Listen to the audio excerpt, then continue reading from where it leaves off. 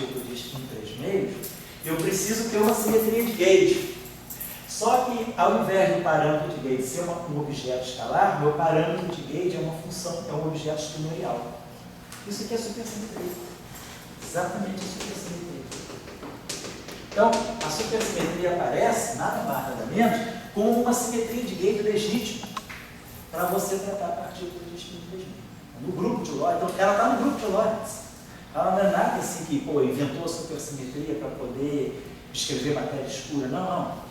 Se você quer descrever relativisticamente uma partícula de spin 3 meios de massa zero, não tem como escapar dessa simetria. E essa simetria é uma simetria feita por ferro. E essa simetria vai ter consequências de misturar ferro com bóson. Aí tem todo o folclore da supersimetria, mas ela nasce aqui. Então, na teoria clássica, você precisa descrever uma partícula de spin 3 meios. Então, tem o spin meio junto. Você tem que jogar fora o spin meio. Então, você tem que buscar uma simetria de gauge. Da mesma forma que você tem a simetria de gauge da teoria de Maxwell, depois você vai fazer isso no spin 2. Fazer o mesmo exercício que o spin 2. Só para terminar esse raciocínio. Então, só para ilustrar isso, porque por acaso o assunto da gente convergiu para essa direção, só queria colocar então que a supersimetria, muitas vezes, né, ela é vista como uma simetria que sai do nada. Ah, é uma super, tá, eu quero misturar ferro com bóson. Eu não quero misturar ferro com bóson. Eu quero escrever uma partícula de spin 3 meios. Ferro com bóson sai com consequência. Aí tem muitas consequências. Você diminui a divergência infravermelho, ultravioleta, você resolve uma série de questões. Mas a questão fundamental que eu acho interessante citar é que a supersimetria, ela está dentro da relatividade especial. Ela não é um objeto extra. Tem outras maneiras de ver que a supersimetria está dentro da relatividade especial, está no cone de luz.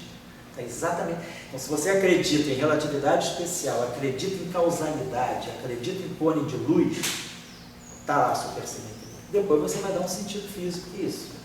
Tem a mistura de partículas, multiplica, mas aí é uma consequência, isso aí não é a gênese da supersimetria. Só já vou lá agora deixar para você fazer a sua pergunta. E depois a gente vai para o spin 2, que é o próximo, eu já resolvi o problema do spin 0, resolvi o problema dos vários spins meio, vai left, vai right, tira e maiorar. Aí fui para o problema do spin 1, resolvi o problema do spin 1. Entendi o problema do spin 3 meios, agora eu quero do spin 2. Mas você só tirou um spin meio aqui. Aí essa equação de campo, você mostra por essa equação de campo e por essa simetria, que essa simetria mata o outro spin meio, porque aqui você não tinha um parâmetro escalar. O que ele mata? Ele mata o spin 0. Aqui você tem um parâmetro espinorial, ele mata o spin meio. Aí você garante que você sobra só o spin meio. O primeiro spin meio você matou colocando o transverso.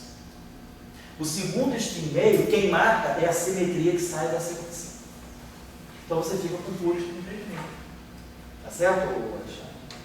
Você queria falar o quê, cara?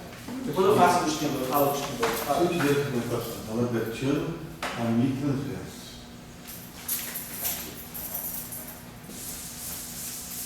Da Lambertiano, a mi transverso. Ele está propagando. Igual a zero? Não, mais da Lambertiano, a mi longitudinal. Tá. Igual a zero? É igual a zero. Então você está fazendo aquilo que a gente estava falando ainda agora. Você está fazendo isso aqui. Está somando tudo. Mas eu posso, digamos, dizer que cada uma delas é zero. Se eu multiplicar por tetamini, omega-mini, se eu multiplicar, lá de cima. Certo. Se eu multiplicar por tetamini. Vamos lá, então vamos fazer o seguinte: aqui você está dizendo assim. Isso aqui é tetamini. É a parte do spin 1 que você está falando. Isso aqui é a parte. Isso aqui é o ar transverso. O spin 1 está propagando. Mais, né? Isso. O spin 0 está propagando. São duas coisas totalmente diferentes dentro de uma mesma equação. Isso. Aí desmembra bem o conceito de campo e de partícula. Agora, Mas não quer dizer que isso, mas isso é zero.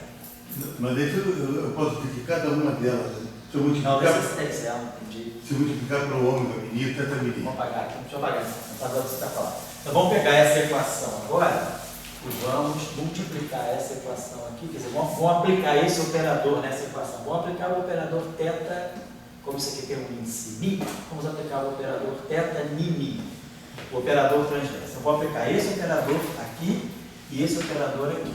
Claro, esse operador atuando aqui imediatamente dá zero.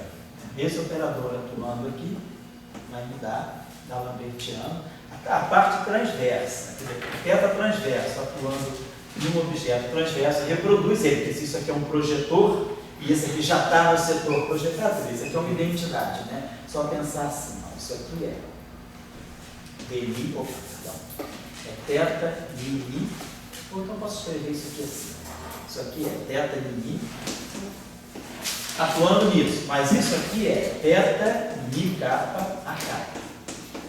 Isso aqui, ó, isso aqui é o A transverso mi, isso aqui é isso aqui.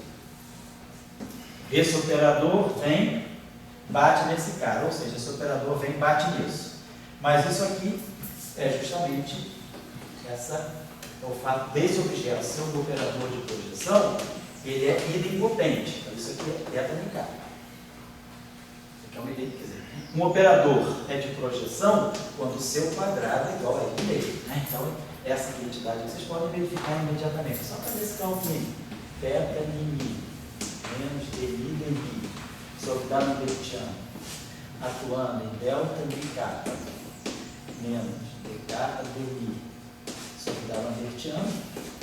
Isso vezes isso, isso vezes isso, isso vezes isso, isso vezes isso. Isso aqui dá no final do dia delta ni kappa menos dni d kappa sobre o lambertiano. É isso aqui. Θ ni vezes θ ni kappa dando θ ni kappa.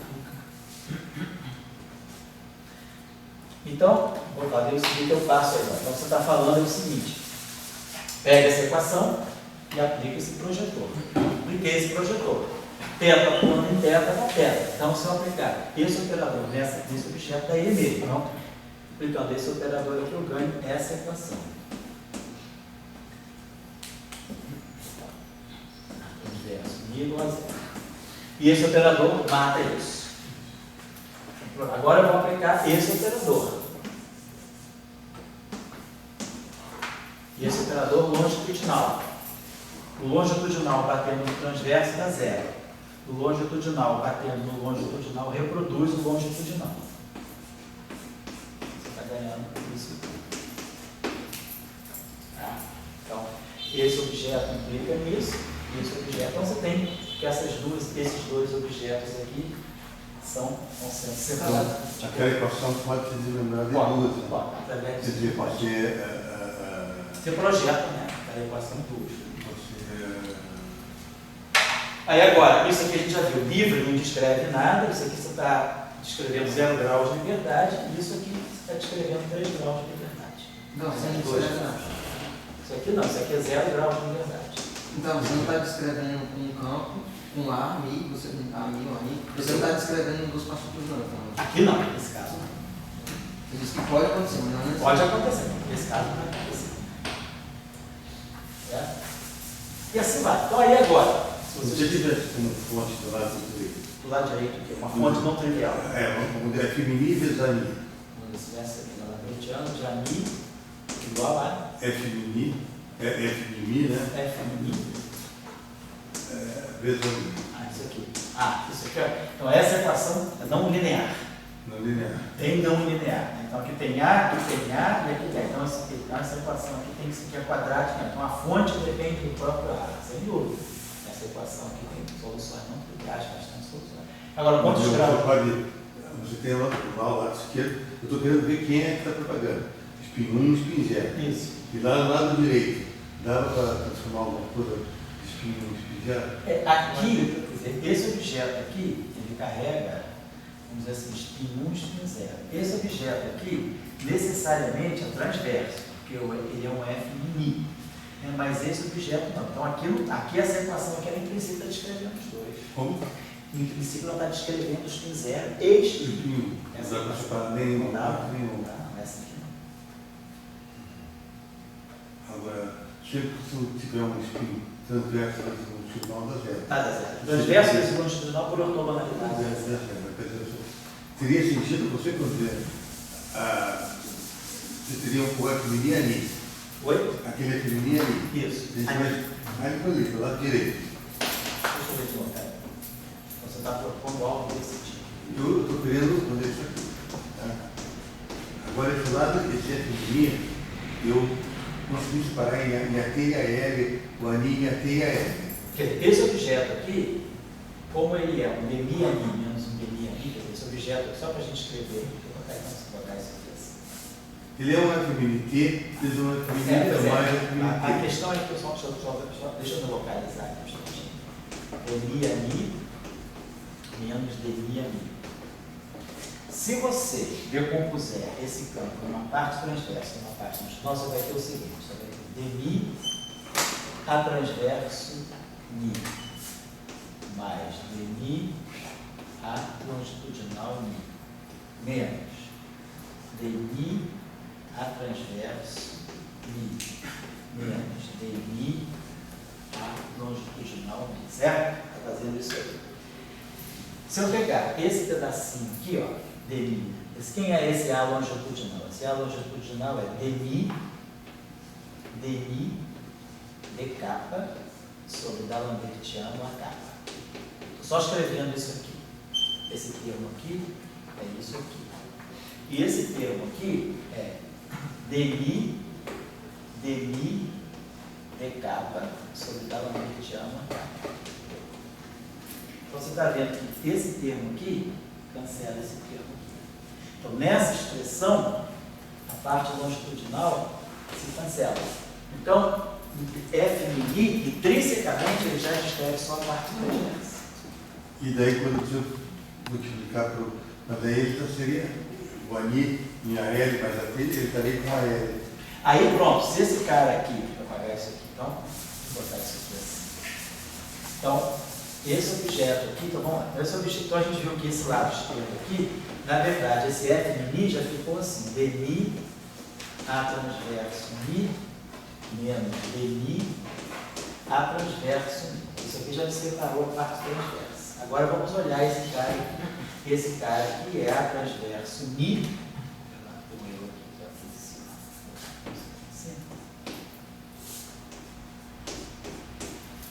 Isso aqui é A transverso Mi mais A longitudinal Mi.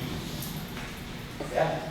Então vamos dar uma olhada, por exemplo, nesse primeiro termo, se eu tiver isso aqui, ó, DMI A transverso Mi vezes, por exemplo, A longitudinal Mi. Só para ver se isso aqui é zero. Então, se eu escrever isso aqui vai ficar DMI A transverso Mi. Mas quem é o A longitudinal Mi? O A longitudinal Mi é DMI D capa sobre D'Alembertiano A capa. Então, olhando assim, não tem nada que me cancele aqui, né? Quer dizer, não tem esse cara aqui, quer dizer, esse cara transverso aqui, você não tem como cancelar, quer dizer, porque tem essa derivada aqui agora. Porque isso aqui, na verdade, quer dizer, isso aqui é um rotacional, quer dizer, não tem como você, desse cara aqui, se você pudesse fatorar, quer dizer, esse índice Mi, ele não está contraído só com o campo, ele está contraído com essa derivada também. Então, você substitui esses operadores. pois é, essa expressão. Você dá ômega, Vai dar, eu acho que não cancela. Olha, vamos dar uma olhadinha aqui só. Vamos fazer o seguinte. Não, mas no fundo isso aqui é o seguinte, isso aqui é DMI do θ Mi, capa a capa. É esse termo aqui. Vamos multiplicar pela parte longitudinal, que é ômega Mi lambda a lambda. Então tem essas expressões aqui. Então aqui não tem como você provocar uma ortogonalidade, porque essa derivada está aqui. Então você, por exemplo, será que se você pudesse, claro, se você tivesse uma coisa que multiplicasse θ por ômega, claro que isso aqui é zero, né? Quer dizer, θ Mi capa vezes ômega Mi lambda é identicamente zero. Então substituir aí e ver que é a relação de ortogonalidade entre o projetor transverso e o projetor longitudinal. Então, uma identidade quase que imediata. Só que esse cara aqui não está contraído com esse. Se eu tivesse dentro de uma ação, Se isso aqui fosse dentro de uma ação, não fosse dentro de uma equação de movimento, eu poderia fazer integração por partes. Aí eu poderia jogar essa derivada para cá e poderia trazer esse operador para cá. Aí esse operador mataria isso. Dentro de uma ação, devido ao eu poder fazer integrações parciais, isso aqui me mataria a parte longitudinal. Mas a nível de equação de campo, isso não é possível. Então não tem direito de fazer essa transposição de derivada. Quer dizer que não fica explícito o spin 0 e o spin 1 se interagem. Não, aí eles misturam. Essa fonte cruza o spin 0 com o spin 1. Isso é uma coisa interessante. Aqui, vamos dizer, no grupo de Lorentz, você tem spin 0 e spin 1 juntos com a Mi. Aí, bom, a teoria de Gauge, como se diz primariamente, ela vai separar. Bom, agora eu estou com a teoria de Gauge não linear. Bom, a parte esquerda separa um e a outra, mas a parte direita do cruzo. O que, digamos, no fundo é um pouco esperado, porque se o grupo de Lorentz é spin 1 e spin 0, você, digamos, sob certas condições, você pode separá-los. Mas como no sentido geral... Não, e aqui também, Dói, é esperado pelo seguinte, eu não sei os precedentes dessa equação, aí você tem que me dizer, mas se você me joga essa equação aqui não é invariante de Gauge. Essa equação não perde essa simetria. Essa simetria aqui não é uma simetria dessa equação. Então, se ela deixa de ser uma simetria dessa equação, ela está deixando o spin 0 ali à frente. Ela não está matando o spin 0. Então, essa equação de campo não é invariante de Gauge. Então, ela perde o controle sobre o spin 0.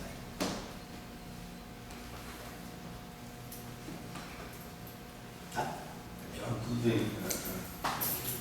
É que muitas vezes você pode aparecer não nesse contexto que está falando. Não, pois é. Tem que saber em que contexto você está. Se você estiver falando desse tempo... A questão é até que ponto você pode separar o spin 1 do spin 0, entendeu? Ou você está fazendo simplesmente porque está trabalhando com a parte cinemática, não com uma parte interativa. Se tivesse uma teoria não haveria. Claro. Você poderia fazer isso aí, Tá certo. Fica dependendo dependendo do tipo de equação de movimento que você tem, você não pode fazer isso. O que é crucial é o seguinte: se você tiver aquela simetria de Gauge, se você garantir aquela simetria de Gauge, você pode sempre ter certeza que você está conseguindo ter controle do spin 0. Mas se você perder aquela simetria de Gauge, aí você perde um instrumento de controlar o spin 0. Então, se você mantém essa equação de uma forma que tenha só parte transversa, tudo bem. Mas não é proibido, você pode ter. Inclusive, por exemplo, quando a gente fixa o gauge, você está no fundo jogando agora a propagação para o spin 0 indesejado. Só que, devido à conservação da corrente, ele se desacopla. Então, você deixa de se propagar, mas ele desacopla de todas as interações. Então, ele é uma partícula livre. Então, uma partícula livre que não interage, não traz nenhum problema para você.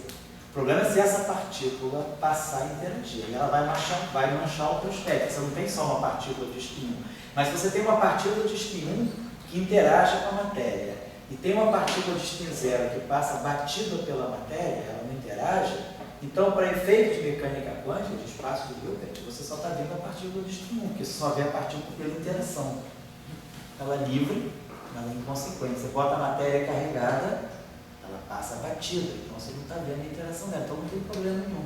Quer dizer, às vezes o spin 0 persiste, mas ele fica livre, ele desacopla das interações. Então, se ele persiste, mas ele fica livre, é como se ele também não existisse.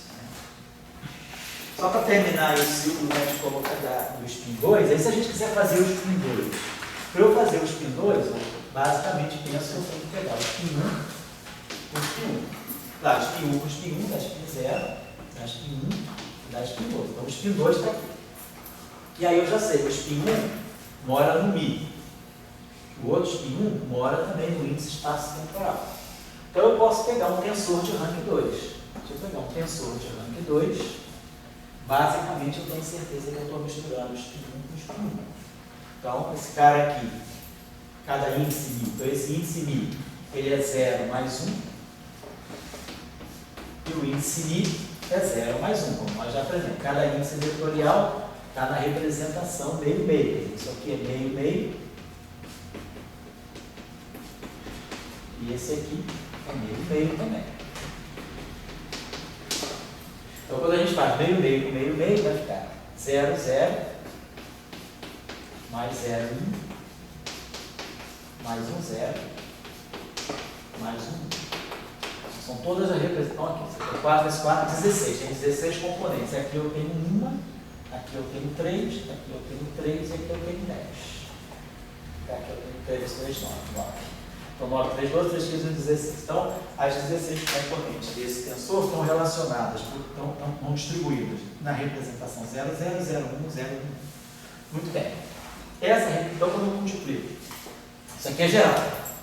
Mini. Agora, todo tensor de rank 2 pode ser decomposto. Uma parte antissimétrica mais uma parte simétrica. Então, a parte antissimétrica de um tensor de rank 2, 4 por 4, tem 6 elementos. E a parte simétrica tem 10 elementos. Então, eu tenho 16, essas 16 componentes estão distribuídas 6 dentro da parte antissimétrica e 10 dentro da parte simétrica. Mas um tensor simétrico pode sempre ser decomposto como um tensor simétrico de traço 0 mais o traço, mais um escalar. Então, isso aqui é 1 mais 9. Então, eu tenho um escalar, 9 componentes aqui e 6 aqui. A logo continua dando 16. Então, isso aqui é a parte antissimétrica. São 6 componentes. 3 mais 3. 1 mais 9. Então, esse tensor de rank 2, então eu sei o seguinte, que se eu pegar um tensor simétrico, antissimétrico, a parte antissimétrica, ela está nessa representação. 1, 0, mais 0, 1. 3 mais 3, 6. São 6 aqui. E a parte simétrica está nessa representação. 0, 0, mais 1, 1. Então, aqui é o escalar. E aqui as 9 componentes de um tensor simétrico de traço 0. Então, aqui, ó, esse tensor aqui é simétrico. Então, ele vai ter, ó, ele pode ter 0, 0, ele pode ter 0i e ele pode ter o IJ simétrico. Mas ele tem traço 0. Então, esse aqui tem uma componente, isso aqui tem 3 componentes, e isso aqui tem 5 componentes. 5 e 3, 8 e 9. Então, 5 componentes, ó, é o número de graus de liberdade de um spin 2. Então, significa que para você descrever o spin 2, a melhor coisa é você pegar um tensor simétrico de rank 2. Bem, só que esse tensor simétrico de rank 2, aqui, ele tem umas 9 componentes. Tem 10 componentes. As 10 componentes dele, ó. Aqui tem um spin 0. Isso aqui é um spin 0. Isso aqui é um escalar. Tem uma componente só. Isso aqui é um escalar. Então, esse cara aqui, ele carrega um escalar. Aí você já, desculpa, você já matou o 6 graus só em dizer que é simétrico. Só dizer que é simétrico, isso aqui foi embora. Os 6 graus ficaram 10.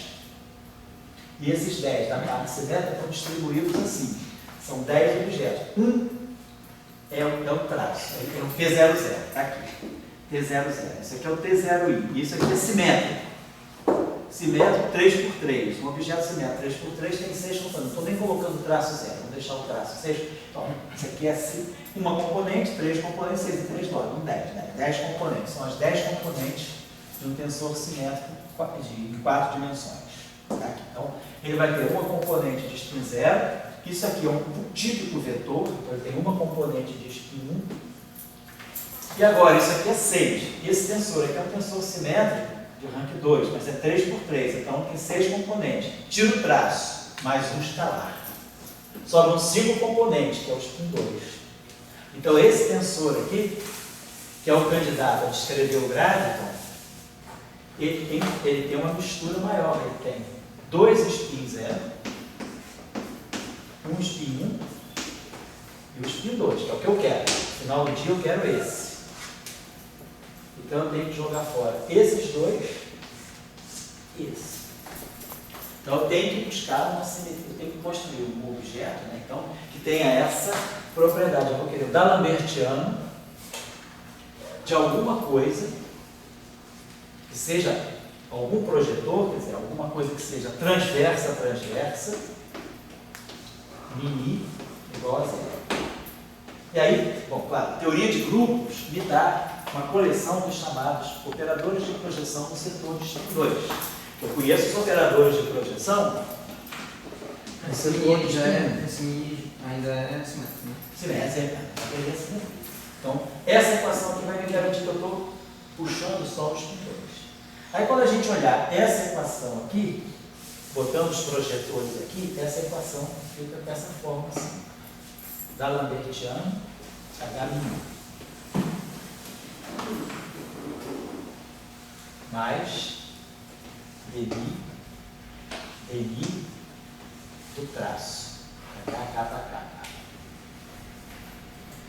Menos demi d kappa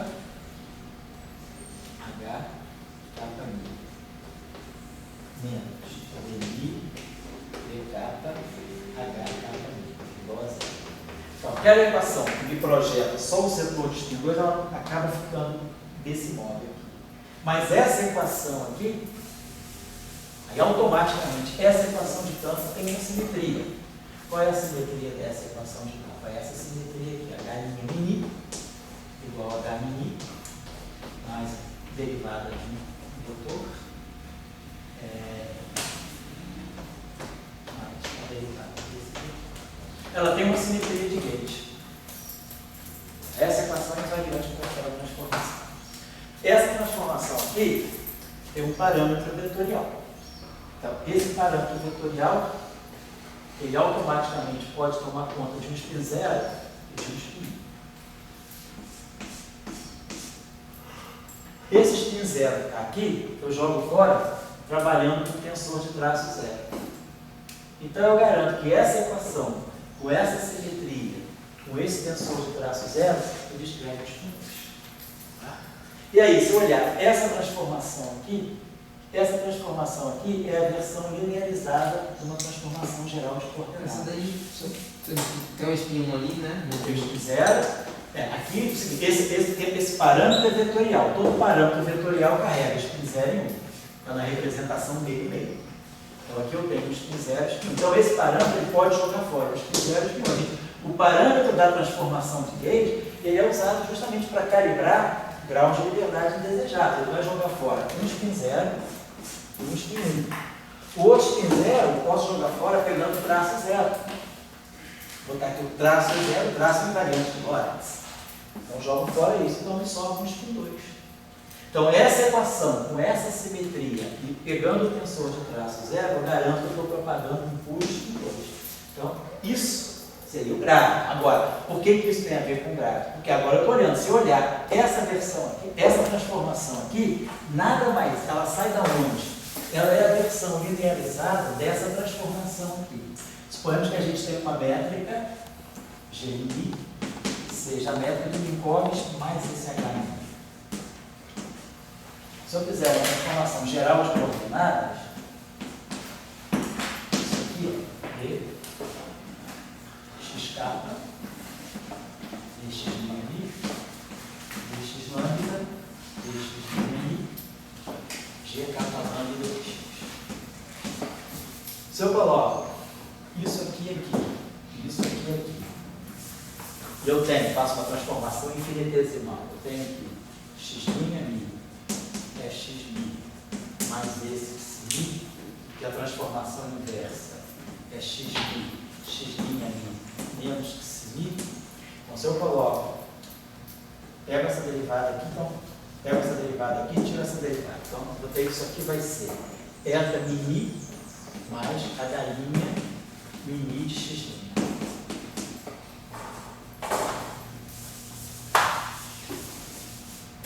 Pego essa derivada aqui. Essa derivada aqui vai ser derivada de x kappa em relação a x mi, vai ser delta de kappa mi menos d kappa menos d kappa menos d mi do que c kappa. pego esse termo, esse delta lambda ali, estou fazendo isso aqui.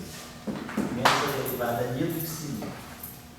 Menos a derivada ali do psi lambda, né? Tudo isso aqui vezes eta capa lambda mais h capa lambda. Aí pega essa equação aqui, expande isso aqui. Primeiro termo, ó, eta mini igual a eta mini. Daqui a gente tira que o h' mini é esse h multiplicado pelo zero, vai ser h mini menos dmix mini menos dmix mini. Só que sai com esse nome, com a simetria menos e menos, mais e mais. Então, o que eu vou dizer? Oi, fala. Isso aqui foi um filme, né? Oi, eu jogo no fismo, exatamente. Então você mostra que justamente a simetria de gauge que mata o spin 2 é o isomorfismo, são as transformações gerais de coordenadas. Oi? Mata os outros spins. Mata o spin, mata os spins, mata esses, quer dizer, esse parâmetro que mata o spin 0 e o spin 1, essa transformação de gauge aqui, ela mata o spin 0 e o spin 1. Mata o spin 2 não, mata o spin 0 e o spin 1. Então, você vê que a transformação de diffeomorfismo que está por trás da relatividade geral é justamente a transformação certa para deixar o graviton passar e matar o spin 0. Então, o graviton não tem spin 1 nem tem spin 0 por causa daquela transformação. E você, vamos dizer, de uma certa maneira, você intui, vamos dizer, se Einstein não conhecesse relatividade, se ele não usasse os princípios, né, princípio da equivalência, se não fizesse a construção geométrica da relatividade geral, se ele quisesse pensar no seguinte problema: eu quero descrever, da mesma forma que as equações de Maxwell descrevem a propagação de uma partícula de massa zero e spin 1, eu quero fazer o mesmo exercício com uma partícula de massa zero e spin 2. Você ganha aquelas equações daquela simetria. Aí você fala, essas partículas de spin 2 podem auto-interagir.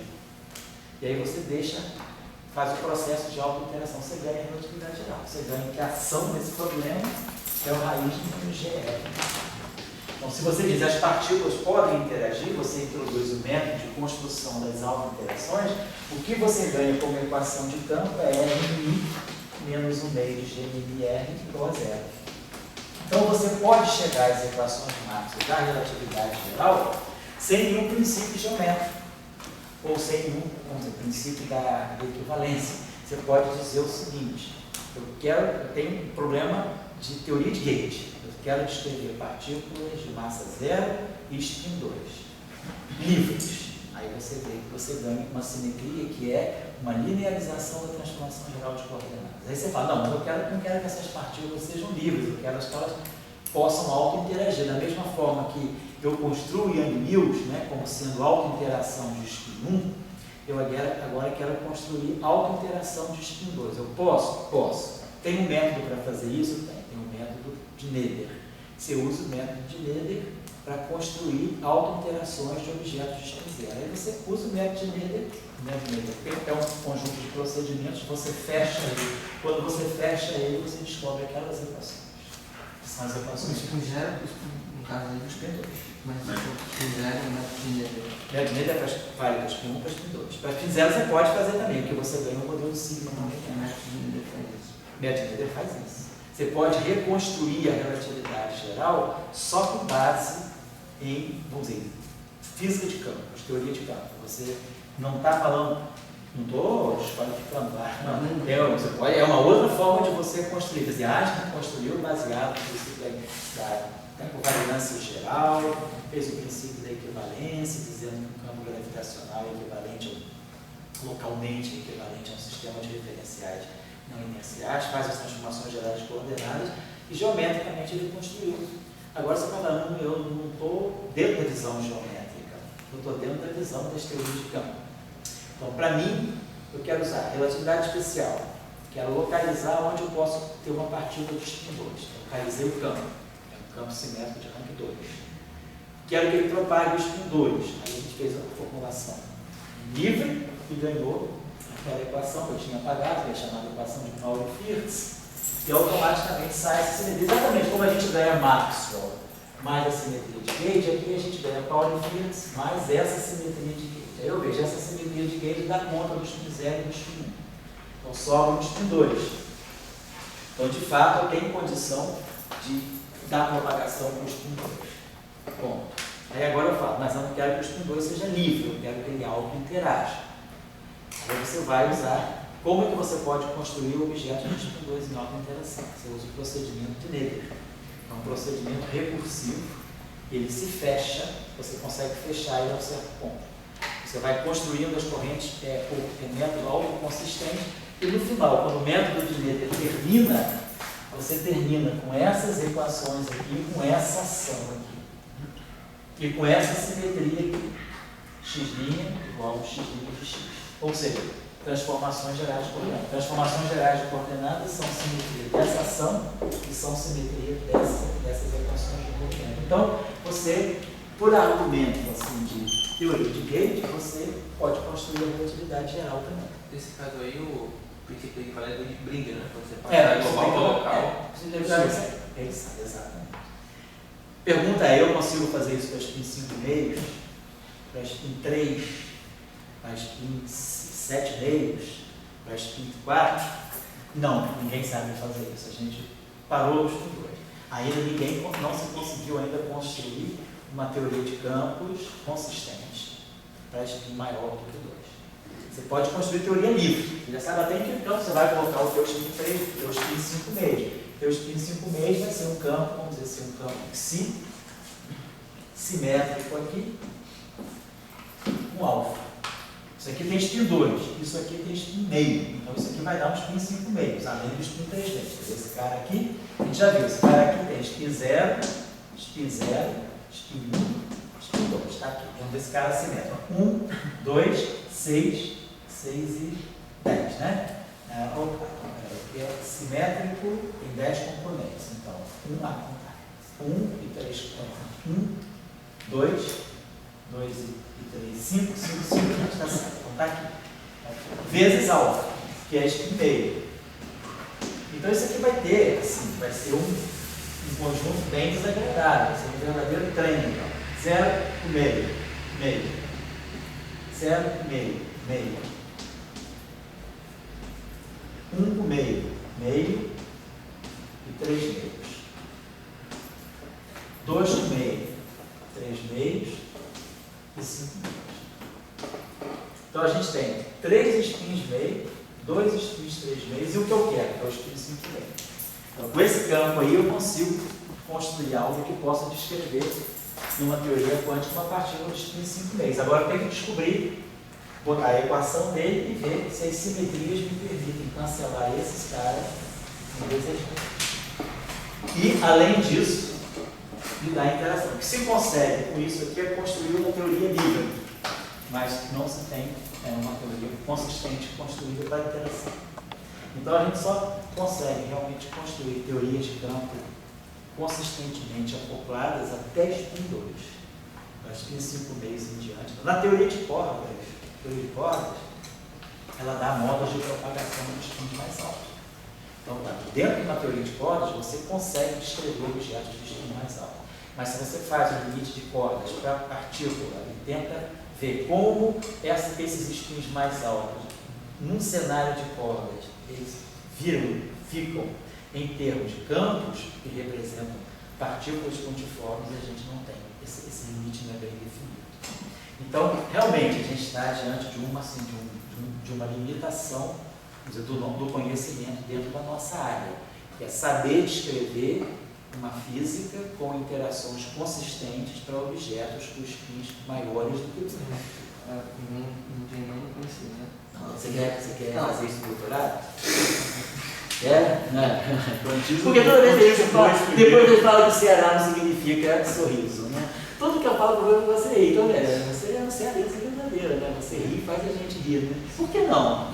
Por que não pode ser um cara? Por que tem que ser um cara da Holanda, ou um cara da Rússia, ou um chinês? Por que não pode ser um brasileiro de Quixeramobim? Que preconceito é esse, o cearense? Ou um colombiano também, por que não de Medellín, né? É isso aí, o problema está aberto, né?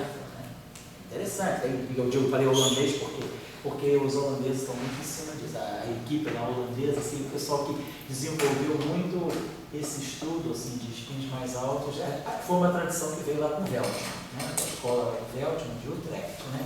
Bélgica, Mantovo, daí geraram várias, depois essa escola se expandiu um pouco para a Bélgica também, Louvain, tem o Fontroy, tem uma equipe aí também, a escola se expandiu um pouco pela Europa, né? Então tem uma busca assim de você conseguir construir. Teve um cara na Venezuela chamado Aragon, professor antigo que já morreu já há certo tempo, o professor ele foi um cara aqui da Venezuela que conseguiu, ele trabalhou com uma pessoa que levou ele para esse assunto, ele desenvolveu coisas bem interessantes assim, para espinhos mais altos. Ele fez vários estudos assim, e é um campo de pesquisa assim, bem aberto, tem muita coisa saindo, esse abre o archive, de vez em quando tem um artigo aí interessante sobre higher spins, né? Estudo de interação com espinhos mais altos, mas assim, ainda são contribuições parciais.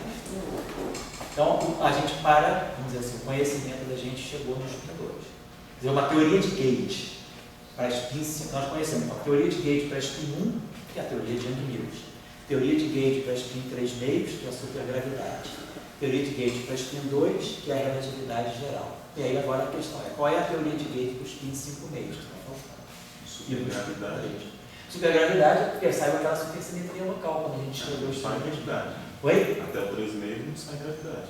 Não, mas você pode. Aquilo é aquela simetria local. Mas aquela simetria, quer dizer, o que você mostra quando você chega no spin 3 meios é que aquela simetria, com um parâmetro espinorial local, porque depende de x, você gera uma simetria, né? Como a gente mostrou lá. Você gera uma simetria. Se você quer que esse campo aqui esteja escrevendo uma partícula de spin 3 meios para você, a gente mostrou que a equação de campo dele nos deu como bônus essa simetria. Essa simetria tem um parâmetro espinorial que é local. Isso aqui é o que a gente chama de supersimetria local. Agora, por que isso é a supergravidade? Porque então esse parâmetro aqui ele é local.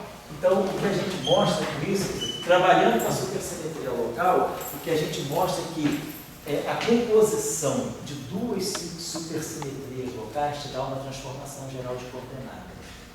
Então, automaticamente, quando você chega na supersimetria, você já ganha também como bônus o spin 2. Você já ganha a simetria do spin 2, que é a simetria de transformação geral de coordenadas. Por isso que se chama supergravidade, porque a gravidade sai como quase que no vácuo dessas ideias, certo? Está subindo de spin, um spin próximo vem das simetrias do spin anterior, se você entendeu como funciona. Você pensa no spin 3 meios, vai para o spin 2, né? E aí agora a questão é do spin 2 para o spin 5 meios. Ele parou aí. A gente já está no meio do caminho, tá certo? Pode falar. Bom, a aula hoje foi tudo menos que está no quadro. Nós já até mudar o programa para não parecer propaganda enganosa, né? Não vai parecer que a gente aqui faz propaganda enganosa, vamos dizer assim. Vale tudo, né? Vale. Até que ponto tudo? Tudo que eu sei, mas é muito limitado, né? Tudo o que devemos perguntar, nem falar.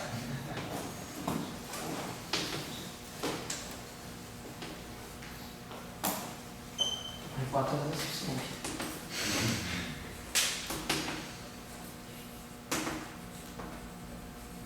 Fonte de inspiração. Cearense. Você começou, deu corda pro Dória, e aí chegou o Chico na hora que eu ia começar. Na hora que eu ia começar a matéria certa, chegou o Chico e acabou tudo. Agora começou. Isso aqui se chama anarquia geral. O pessoal fala de interdisciplinaridade, aqui se chama aprogramicidade. Não tem programa. A gente tinha dito que 500 era um gênio. Um homem comunista. Isso. Um anarquista. É isso mesmo, né, Alexandre? Sua mãe dele sabia que ele virou anarquista aqui no Rio, né? A dona Elizabeth sabia. Eu vou falar para ela que você está considerado anarquista aqui no Rio. Ela vem te buscar. Então eu falei, Chico, o que é? Até que ponto eu posso chamar uma teoria clássica de campos se o parâmetro fundamental que eu começo a fazer tudo, a pergunta que eu fiz no início, parece que já tinha sido feita, não era no sentido de o que é o spin matematicamente para o campo. Não, claro. Porque eu sei que macroscopicamente não existe essa quantidade física, eu não consigo ver, experimentar uma coisa grande e ver o spin dela. Eu não vejo o spin de uma bola macroscópica, apesar de eu ter uma teoria de campos gravitacional que me descreve como vai funcionar uma bola macroscópica num campo gravitacional. E a mesma coisa para um campo clássico eletromagnético, você não vê ou não mede o spin do fóton quando você está aqui, você vai fazer um experimento específico para fazer isso. E, então, spin para mim é uma coisa que é quântica, não é? Por mais que você, a representação, o grupo, o número associado à representação é esse, beleza. E você vai ter uma teoria de campos associada a essa representação. Só que me parece uma presunção sobre qual é a quântica que você quer tirar, você escolher a representação S igual a tanto, para tirar essa teoria de campos que naturalmente vai sair da teoria de spin que você escolheu. Você escolheu a priori qual é o campo que você quer descrever. Isso. Então, me parece que quando a gente está no processo, esse processo interessante de tentar unificar os campos e fazer uma teoria unificada de campos, o que você gostaria é saber todos os spins que existem e pegar uma coisa como esse tensor aí que você botou, T, e pegar todos os elementos dele e ver como é que eles funcionam com interação. Porque estão todos os spins aí dentro, tá? Todo mundo funcionando aí. Então, em princípio, quando você vai aumentando o spin, e esse processo que a gente faz de calibre, de eliminar os mais baixos para ficar só com aquele que a gente quer ver propagando sozinho, me parece que na tentativa de fazer unificação, o mais interessante seria você tentar descrever todos eles, todos os graus de liberdade num campo, em vez de ficar procurando chamar esse é o campo gravitacional, porque eu comecei com 2, mas o 2 é a união de todos os outros. Então, se eu quero unificação de campos, eu quero descrever todos os campos juntos, naquele momento primordial, onde nada, não existia massa, não existia carga, não existia nada. Então eu quero uma teoria que me diga como é que eles fazem isso, como é que eles saem desse estágio, onde é tudo acoplado, e eles vão desacoplando, e algumas coisas desacoplam e ficam aqui na nossa cara, e outras desacoplam e somem, como o gráfico, desacoplam e enfim. Tá certo. Vamos colocar o seguinte, eu entendi a tua pergunta é, já que a gente fala tanto em unificação, quer dizer, quando a gente separa cada campo com o seu spin, então, essa partícula tem spin 0 é tal campo. A gente começa a fracionar tudo, no fundo a gente está desunificando, não está unificando. Você diz, será que eu poderia ter um formalismo em que todos os spins são os levados? Então, eu vou pegar Higgs, eu vou pensar que uma teoria mais unificada possível. Ela tem o bóson de Higgs que tem spin 0. Ela tem matéria fermiônica com spin meio, que são os quarks e os leptons. Ela vai ter spin 1, que são os bósons de Young-Mills, o fóton, e vai ter spin 2, que é a gravitação.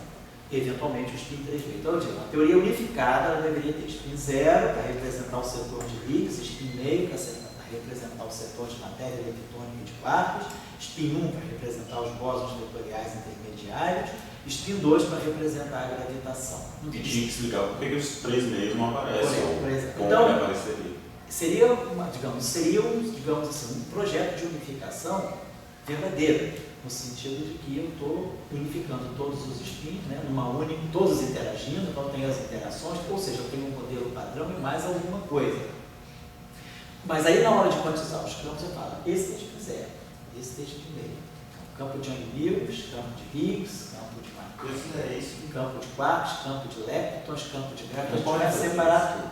A pergunta é, o que acontece se eu pegar um campo que tem spin 2? Aí a gente viu que um campo que tem spin 2, potencialmente ele carrega 2 spins 0, o spin 1 e o spin 2.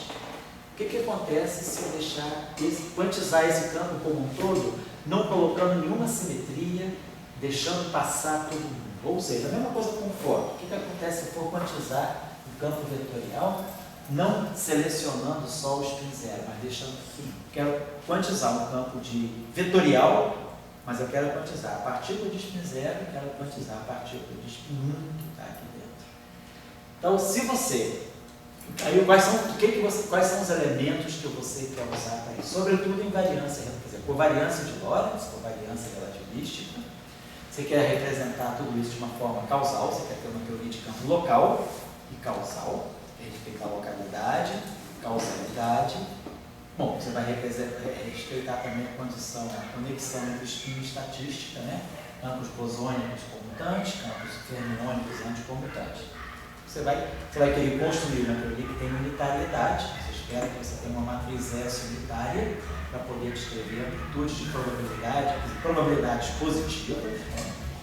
Então, você tem os vínculos, você quer construir uma teoria de campos que tenha essas premissas, essas qualidades, né? Essas propriedades. O que acontece, o que ocorre é que se você for pegar um campo, vamos dizer, um campo relativístico que contém um conjunto de spins, né, diferentes spins, spin S1, spin S2, como a gente viu. E, ao dar propagação para um spin, você começa a gerar modos não físicos para o outro. Você não tem um modo único de gerar partículas saudáveis no sentido da propagação, gerar todas as partículas igualmente boas. Por que acontece isso? Em geral, se você tem um campo de spin S e esse campo contém spins mais baixos, você, ao dar propagação para o spin S, você quer dar uma propagação que respeite causalidade. Então eu não quero estar aqui. Pode falar. Posso interromper? Porque no sentido que eu estou falando, eu estou querendo ao máximo fugir o papo que a gente estava tendo na última aula. A gente não está falando necessariamente de partículas, as partículas são consequências da dinâmica do campo. Então, o fato de você fazer tudo na teoria de campos baseado nessa ideia de que você precisa chegar com uma fórmula para calcular como esse campo se propaga, é porque você já está esperando calcular uma situação onde você vai ver uma partícula solta num tubo ou livre no espaço. Então, o cenário que interessa para você ver tudo se unificando não é um cenário de partículas, entende? É um cenário de campos. Então a gente tem que exercitar ao máximo ver o que significa propagação de campos, diferenciar isso de propagação de partículas. Tá, vamos pensar então. Vamos utilizar a propagação de partículas. Vamos falar de propagação de campo. Então, por exemplo, se você vai olhar a propagação de campo, você imagina que um campo ele deva se propagar, vamos dizer, respeitando a covariância de Lorentz, ou seja, sinalização máxima. Você espera que o teu campo não apresente modos de propagação que violem a causalidade. Então, você espera que você vá olhar os modos, né, os modos de propagação do seu campo não sejam taquiônicos. Você vai esperar também que os modos de propagação do teu campo, imagina que um campo livre, você imagina que um campo está livre, ele deva ter uma energia cinética positiva. Você vai imaginar que você queira evitar. Então, isso é o que na teoria quântica vai acabar sendo a unitariedade. Mas esquece, não estou falando de partícula, não estou indo para a teoria quântica para não falar de partícula, vamos falar de campo clássico. Então eu quero que o campo clássico, então eu quero que ele seja, eu quero que a descrição seja local, quero que a descrição local, porque a gente quer fazer formulação lagrangiana, mas quero que a descrição respeite a causalidade, quero que a descrição respeite a positividade da energia, preciso que a energia do campo livre seja positiva e definida para poder definir uma coisa estável. Se a energia é negativa, ela pode ser tão negativa quanto eu queira e você não tem condição de ter um sistema estável. Você não vai ver aquele modo, vai ser um modo evanescente. Então você quer causalidade, então a causalidade ela vai evitar a questão do modo taquiônico, você quer positividade da energia, que vai ser lá na frente, vai ser, na teoria quântica, vai ser unitariedade. Então, o que ocorre é que, quando um campo descreve uma cadeia de spins, e no momento que você dá propagação física para o spin mais alto, ou seja, o spin mais alto, ele respeita a causalidade, respeita a positividade, o spin mais baixo, que vem abaixo dele, ele rompe a causalidade ou a positividade. E mais ou menos a gente entende até por quê. Porque esses spins são quantizados. Então, quando eu tenho uma cadeia de spin, você obtém um spin mais baixo a partir do spin mais alto, tirando uma divergência do campo. Quando você vai tirando a divergência, você vai abaixando o spin. E aí, ao tirar a divergência do campo, sempre que você der propagação para alguma coisa que é a divergência, essa propagação não vai ser positiva definida. Então, o problema da invariância de Lorentz, a covariância relativística, ela te deixa na contramão de você poder pegar um campo único relativista com vários spins e poder usar esse campo para descrever igualmente bem todos os spins.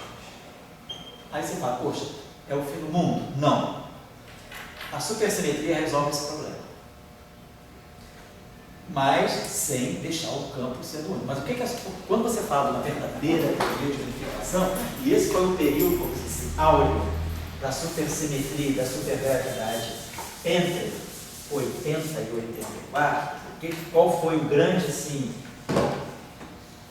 momento mesmo, assim, áureo da supersimetria e supergravidade desse período? Foi que a supersimetria levou a construção daquilo que nós chamamos a teoria de supersimetria maximamente estendida em 4 dimensões. Em 4 dimensões você pode ter, por argumentos formais, assim, argumentos fechados de teoria de grupo, e você pode ter até 8 supersimetrias independentes em 4 dimensões. Você tem até 8 supersimetrias independentes. E essa supersimetria n igual a 8 em 4 dimensões, o grande mérito dela foi que ela tem qual o papel, quer dizer, qual é uma das consequências da supersimetria, como eu falei com vocês, eu mostrei, eu falei, é que a supersimetria, ela permite, quer dizer, quando você na física relativista separa bósons e férmions, você tem spins inteiros e spins semi-inteiros, a supersimetria ela quebra essa dicotomia e ela permite tratar igualmente spins inteiros e semi-inteiros no mesmo objeto. Você tem um conceito mais elevado de um supermultiplete. Então, na física relativista, ter um multiplete ou é um multiplete puramente bosônico ou é um multiplete puramente fermiônico. Na supersimetria, não, o multiplete passa a ser único. Você transcende a essa questão de ser férmion ou bóson. Você passa a conviver com férmions e bósons em pé de igualdade. Então, quando você vai olhar as representações da supersimetria maximamente estendida em 4 dimensões, você encontra um chamado supermultiplete que contém exatamente spin 0, spin meio, spin 1, spin 3 meios e spin 2. Então você fala, poxa, tenho uma única estrutura que contém todos os spins que eu preciso para fazer um modelo padrão e para fazer uma física além do modelo padrão. Está aqui. Então a supersimetria n igual a 8, parece que ela lhe trouxe, né, esse nirvana. Realmente agora eu consigo fazer uma teoria unificada para todos os campos. Aqui eu estou colocando esses spins, não em alusão às partículas, em alusão aos campos. Eu tenho campo de spin 0, campo de spin meio, campo de spin 1, campo de spin 3 meio, campo de spin 2, tudo dentro do mesmo supermultiplete. E eu vou fazer uma teoria para isso. Vou montar agora uma teoria onde esses objetos interagem entre si e auto-interagem. Então isso aí é chamada supergravidade n igual a 8, d igual a 4. O Oi? quando ele ganhou uma cadeira de Nossa, pequeno. Cambridge, foi a cadeira de Newton. Foi a cadeira Newton dele, né? Aqui agora não é Green, né? Agora é mais pequeno.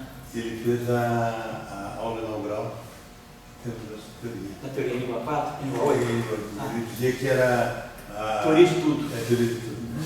Foi um período que se O pensou. cara não pegou a mulher dele. Hã? O cara pegou a mulher dele.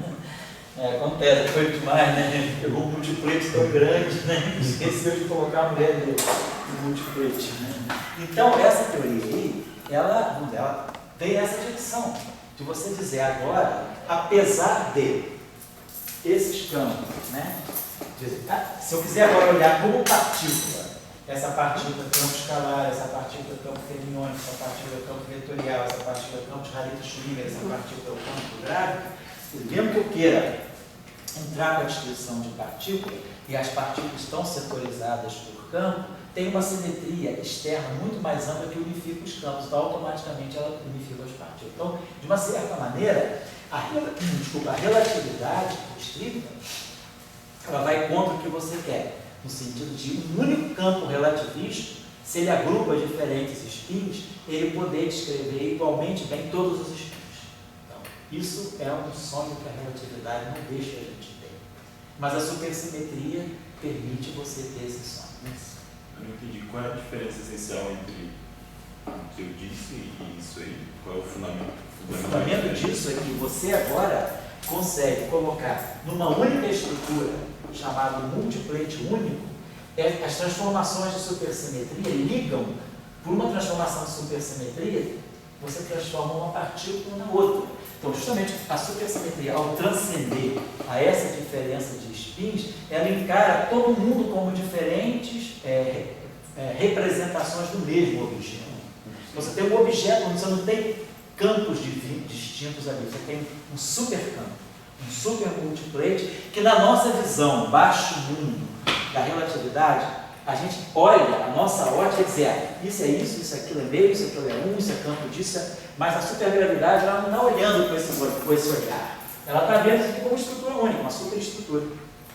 E ela dá uma física para essa superestrutura. Então esse era o sonho de você unificar tudo. Por que o sonho acabou? O sonho acabou aí o sonho de tudo isso beleza, já se sabia a esse ponto que a supersimetria N igual a 4 e Young Mills era finita no ultravioleta. Então você realizava o grande sonho de Dirac, que era construir uma teoria quântica de campos completamente finita no regime do ultravioleta. Então o grande sonho, a grande expectativa é a supergravidade agora vai resolver o problema da gravitação quântica. Nesse super multiplate, quer dizer, trabalhando com a ideia desse super multiplate, com 8 supersimetrias à minha disposição, porque quanto mais simetria você tem, mais você limita a atuação. Se você tem muitas simetrias, você tem que obedecer a todas as simetrias ao mesmo tempo, a atuação fica curtinha. Então, esse é o problema da renormalização. Quanto mais simetrias você tem, mais renormalizável deve ficar uma teoria, porque você diminui muito o número de contratermos que são invariantes. Então, a supergravidade N igual a 8, ela trouxe essa grande expectativa de que agora eu vou ter uma teoria de gravitação finita. Eu tenho uma teoria unificada, todos os campos estão unificados num único super multiplate, e a teoria quântica de campos que eu fizer para esse objeto todo é uma teoria quântica de campos finita no ultravioleta. Então a gravitação está embutida aí dentro, a supergravidade está aí dentro e o modelo padrão está aí dentro. O sonho falhou porque o modelo se revelou não finito. Você consegue mostrar que ele é finito até cálculo, vamos dizer, até cálculo de 2 loops, em diante não é. Então, você perdeu o controle da renormalizabilidade, que era o que você queria ter. Agora, se você diz, para mim não é importante a renormalizabilidade, eu quero uma teoria clássica, não quero fazer uma teoria quântica, eu quero fazer uma teoria clássica que unifique todos esses campos. Então, você tem uma teoria clássica para isso. Se você quiser campos clássicos, eu quero ir para o computador, vou colocar isso num super programa, vou dar condições de contorno, vou resolver as equações de campo, vou obter sólidos, vou obter instantons, vou obter monopólios, tudo aquilo que uma teoria unificada pode te dar, você tira daí. Então, como uma teoria clássica de campos, você realiza essa unificação através da supergravidade. Você consegue tirar eletromagnetismo e gravitação clássicos? Clássico, sai. A questão mas a ambição é, eu quero descrever partículas. Então, partículas são descritas por uma teoria quântica de campo. Então, eu tenho que quantizar esses campos para descrever as partículas. Quando eu vou quantizar esses campos, aí eu caio no problema da supergravidade, da gravitação quântica. Certo? Então, de uma certa maneira, se você quiser, por exemplo, olhar se quiser, vamos dizer, aproveitar, olhar N igual a 8, D igual a 4, e tirar o máximo proveito disso como uma teoria clássica de campos, você tem isso nas suas mãos. Olhar a simetria. Agora, tirar soluções de instantons, tirar multiplates de sólidos, você pode fazer muitas coisas aí. É um sistema altamente acoplado, são equações acopladas, altamente não lineares, quer dizer, mas é um sistema de equações diferenciais, como o campo clássico. É um sistema de equações diferenciais com simetrias.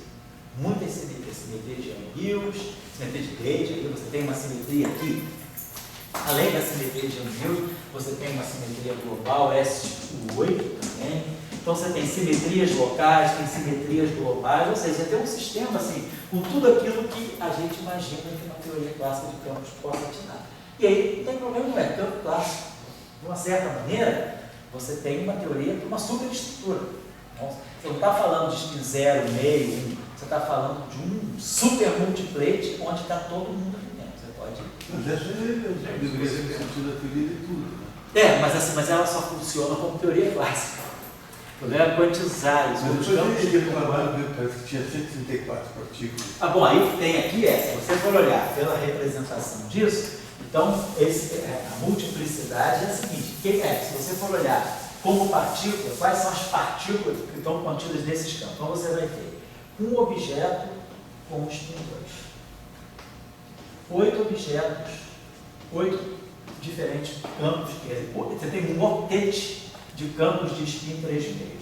8 vezes 7, 52, não, 8 vezes 7, 56, por 2, 28. Aí você tem 28 campos, você tem campos vetoriais, você tem 28 campos vetoriais distintos.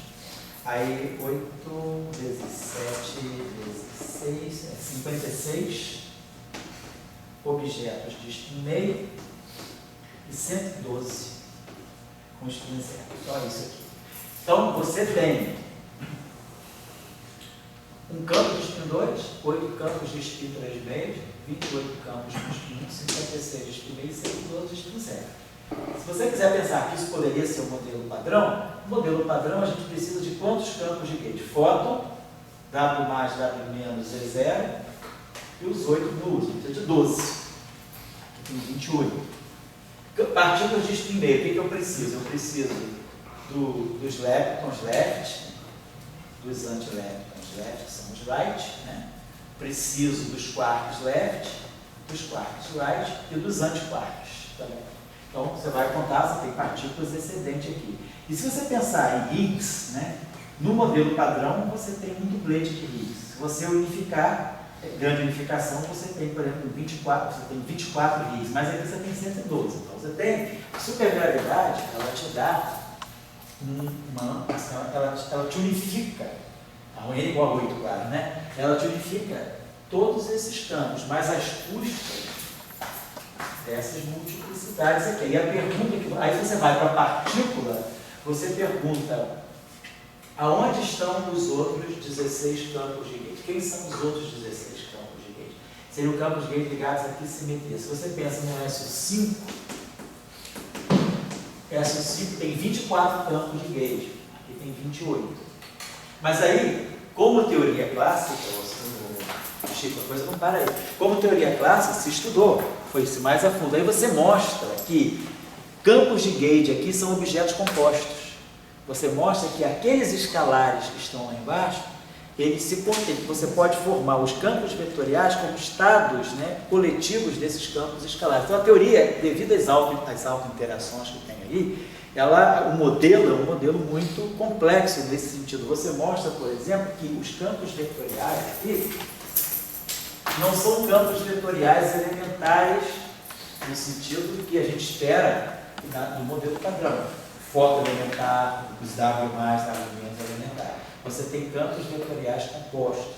Então o modelo é rico, como uma teoria clássica de campos, você tem tudo aí. O problema foi justamente o infinito da gravitação quântica e o problema de você interpretar o que são bósons vetoriais compostos.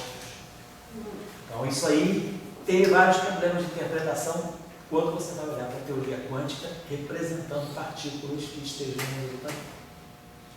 Mas, vamos dizer assim, foi uma grande realização, né, na física teórica holística. Em termos de mostrar em que direção você pode andar além da relatividade especial para compreender a unificação a nível clássico de diferentes campos. Né? Isso aí a gente pode dizer, isso aí foi um resultado bem sucedido da supergravidade. Porque agora... Eu digo, daí quando o pessoal, com o problema lá na normalização da gravitação, é que daí que o pessoal partiu para a supercorda. A supercorda já vinha. Já vinha, mas vinha agora. ninguém nem olhava. Se eu me lembro, entre essas, era bem nítido, quando as primeiras escolas de supergravidade, a primeira escola de supercimenteria que teve lá foi em 81. Depois teve 82, 83, não teve 84. Olha só, cara, a escola de supergravidade de 84, de abril de 84, o título da escola ainda era supercimetria e supergravidade. Se eu me lembro, cara, foi vergonhoso. Na aula de supercordas, que era a aula que eu ia dar o Michael Green, foi todo quase mundo embora. Ficou vazio o auditório. Isso foi em abril de 84. Quando foi em setembro de 84, saiu aí a revolução das cordas, né? Aí, pô, o cara foi super redimensionado, né? Mas assim, você vê como é que a comunidade se move por, assim, pelo barulho de uma coisa. 6 meses antes, eu estou falando de 5 meses antes, né? Foi abril de 84, assim, a evasão, até o professor Salão ficou chateado, mandou uma mensagenzinha assim, para os participantes que eles estavam ali com o dinheiro da Unesco, que tinham que assistir. O pessoal lá, supercorda, ninguém dava bola, era uma construção assim, né? Maluca, uma coisa complicadíssima, né? 5 meses depois, né, com o resultado lá do cancelamento das anomalias, aí todo mundo só queria saber de Michael Green e do John Schwartz, né? Então era um pouco isso. Antes das supercordas, né, o que você tinha de melhor era isso. Aí, qual o nome da outra teoria quântica da gravitação? Supergravidade? Que compete com a supercorda. Loop quanto Loop quanto grave. Isso aí não tinha ainda não, isso aí nem tinha aparecido ainda. Mas então, assim, nessa época, até 84, assim, nessa escola de 84, de abril de 84, basicamente, se vocês pegarem o Procid, que tem aqui na biblioteca, vocês vão ter lá o número de aulas, porque lá a escola era assim, aulas, né? A primeira semana era aula, mini curso, né? Depois a segunda semana era workshop. Se você for olhar as aulas, era tudo supergravidade, Kaluza-Klein supergravidade, todas as formas de você reduzir teoria de supergravidade, que você fazer supergravidade em 11 dimensões, que aí você mostra também, que essa supergravidade N igual a 8, T igual a 4, ela é uma projeção dimensional de uma supergravidade única, quer dizer, tem uma única supergravidade, N igual a 1, em 11 dimensões. Então, em 11 dimensões, você tem a unificação plena. Então, tudo isso que está acontecendo aqui vem de uma única supergravidade em 11 dimensões. Aqui é uma coisa única. Você só vai ver essa multiplicidade quando você vem para cá, para 4 dimensões. Aí essa supergravidade, que é única em 11 dimensões, ela se desmembra em 8 supergravidades em 4 dimensões, dando origem a esse espectro de campos aqui. Então, se vocês forem olhar as aulas nessa época, dessa escola, praticamente foi tudo 11 dimensional. A dimensão era 11 para tudo. Aí, 5 meses depois, a dimensão passou a ser 10. Mas as 10 dimensões já eram importantes para Super Young Mills. Super Young Mills pedia 10 dimensões, mas supergravidade pedia 11. A máxima Super Young Mills que você pode fazer é 10 dimensões. E a máxima supergravidade é 11 dimensões. E aí vieram os que descobrem que aí com a proposta de realmente dar uma gravitação finita. Mas era um pouco essa a discussão que se tinha na época, né? Era a unificação. O que estava por trás de tudo era o projeto de unificação. O Hawkins, ele... Eu não sabia, não leu a aula dele, igual 8, né? Eu estava em Cambridge, certo? Ah, você chegou a pegar a aula dele, né? Foi o quê? Foi 81, Como? Deve ter sido 81, né? É. 81, então foi isso. Foi quando essa teoria lançou, assim, ela pegou forte na moda em 80, 79 e 80. Eu acho que até foi 80. Ou então 80. A aula dele. Dele, sim. A aula dele, né? Que aí daí para frente o pessoal começou a estudar as diferentes reduções dimensionais. Então, redução dimensional de 11 dimensões para 4 dimensões. Mas 7 dimensões era 7 esferas. Então a bola da vez era Kaluza-Klein com 7 esferas, depois tinha Scott do Seven Sphere, aí era a esfera deformada, tinha efeitos de torção. Aí criou-se uma engenharia de reduções dimensional, que era Minkowski, Cross, alguma variedade 7-dimensional. E aí a área ela ficou assim, muita inflação de modelos de redução dimensional. Que era o que chamava na época, chamou a área, vamos dizer assim, não é a área, mas assim, o tópico se chamava Kaluza-Klein Supergravity, que você então tinha supergravidade e na formulação de Kaluza-Klein, ou seja, para você reduzir, você tinha supergravidade em 11 dimensões e todos os modos de você reduzir de 11 dimensões para 4 dimensões. Ali que Vocês viram? né? Isso. Isso. Ali a turma de Trieste ali fez bastante barulho com aquilo ali. O professor Salan, Cesguinho, o Dizer que eles estavam em cima do N igual a D igual a 4. O negócio deles era N igual a 8, D igual a 4. Porque o Salan já tinha na década de 70. Só para quando a gente está meio perdido na noite, né? Eu lembro, para mim, eu não tinha captado na época, assim, você fica assim meio Muito fazendo borboleta, né? Resultado. E, por exemplo, e os grupos que entendem, como o Salan, o Cesguinho, né, vão trabalhando sistematicamente naquilo. Ali foi. Salan trabalhou em Calusa Classe de Gravidade praticamente 81. Ele pegou o quê? 80 foi o seguinte, 80 foi a primeira escola de grande unificação lá em Trieste, agosto de 80. Aí, na escola de grande unificação, se viu que precisava se fazer uma escola de supersimetria. Aí o Salan organizou a primeira escola de supersimetria em abril de 81, praticamente 10 meses depois, né? 8 meses depois. Aí fez a escola em abril, isso, em abril de 81. Aí ali na escola de abril de 81, ainda não bombou a N igual a 8, bombou a N igual a 4. Supersimetria, super Young Music. O quente da escola de 81 e de 82, 81 foi super Young Music. Aí 82 a escola foi feita no verão, foi em setembro, agosto de setembro de 82.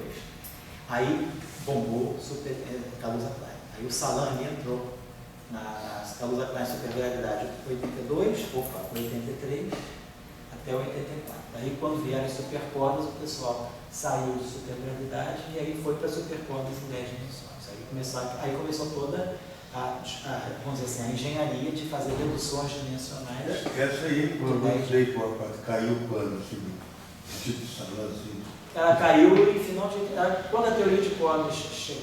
Quer dizer, em 80, a coisa é assim, também tem um efeito psicológico nisso.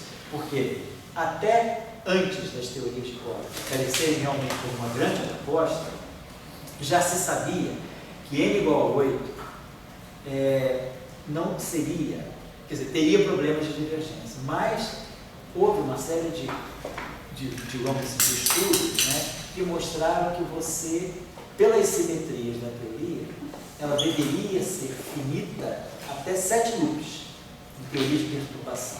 Então você teria uma teoria N igual a 8 de supergravidade, onde as divergências se cancelam, você não precisa de renormalização até 7 loops. Mas esses cálculos eram cálculos assim, teóricos. Por cálculos explícitos se mostrou, e aí a expectativa era, não, nós temos uma boa teoria de gravitação quântica, que deve ser finita até 7 loops. De 7 loops para frente a gente vai começar a renormalizar. Mas aí quando veio o resultado das supercordas em abril, em setembro de 84, mostrando que se cancelavam as anomalias gravitacionais nas teorias de supercorda, o pessoal já imediatamente começou a abandonar a supergravidade. Essa finitude a 7 loops é uma coisa que não está demonstrada, não está feita por cálculo explícito, são argumentos de simetria, e aí o pessoal já começou assim, a querer dar uma desqualificada, e aí todo mundo foi fundo para a supercorda. Então eu diria que o fim da supergravidade N igual a 8, assim como sendo a teoria, o período áureo foi mesmo de 80 a 84. Em 84, o pessoal já transfere, né, os esforços de N igual a 8 supergravidade para supercordas.